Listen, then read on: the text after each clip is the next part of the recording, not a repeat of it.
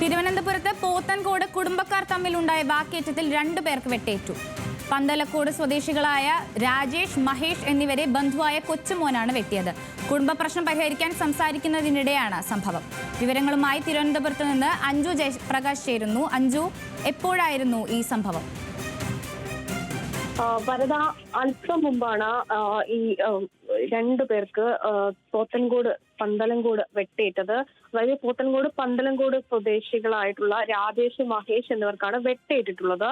ഇവർ കുടുംബ പ്രശ്നം പരിഹരിക്കാനായിട്ട് ഈ പന്തലങ്കോടുള്ള കൊച്ചുമോന്റെ ബന്ധുവിന്റെ വീട്ടിലെത്തിയതാണ്. അവിടെ നിന്ന് ആദ്യം വാക്കേറ്റത്തിലായിരുന്നു തുടക്കം. പിന്നീട് അത് അങ്ങോട്ടും ഇങ്ങോട്ടുമുള്ള കയ്യേറ്റത്തിലേക്ക് മാറി. അങ്ങനെ കൊച്ചുമോനെ ഈ മഹേഷും രാജേഷ് ഒപ്പം തന്നെ ഇവർക്കൊപ്പമുള്ള മറ്റൊരു ബന്ധു കൂടിയുണ്ട്. ഇവർ ചേർന്ന് മഹേഷ് ഇവർ ചേർന്ന് വാക്കേറ്റത്തിനിടയിൽ അങ്ങോട്ടും ഇങ്ങോട്ടും ഉന്തും തള്ളിനിടെ കൊച്ചുമോനെ മർദ്ദിക്കുകയും ചെയ്തിട്ടുണ്ടായിരുന്നു. പിന്നാലെ കൊച്ചുമോൻ കയ്യിൽ കരുതിയിട്ടുണ്ടായിരുന്ന വെട്ടുകത്തിയെടുത്ത് 3 പേരെയും വെട്ടാൻ ശ്രമിക്കുകയായിരുന്നു.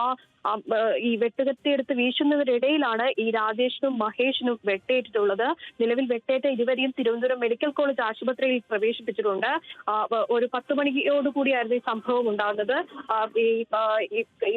അതായത് മഹേഷിന് ഈ കൂട്ടത്തിലുണ്ടായിരുന്ന മഹേഷിന് വെട്ടേറ്റിട്ടുണ്ടായില്ല. ബാക്കി 2 പേർക്കും കയ്യിലും കഴുത്തിലും കയ്യിലും ഒപ്പം തന്നെ അരയിലുമൊക്കെയാണ് വെട്ടേറ്റിട്ടുള്ളത്. ഇപ്പൊ സ്ഥലത്ത് പോത്തൻകോട് പോലീസ് എത്തിയിട്ടുണ്ട്. പോലീസ് കേസെടുത്തിട്ടുണ്ട്. ശരി അഞ്ജു.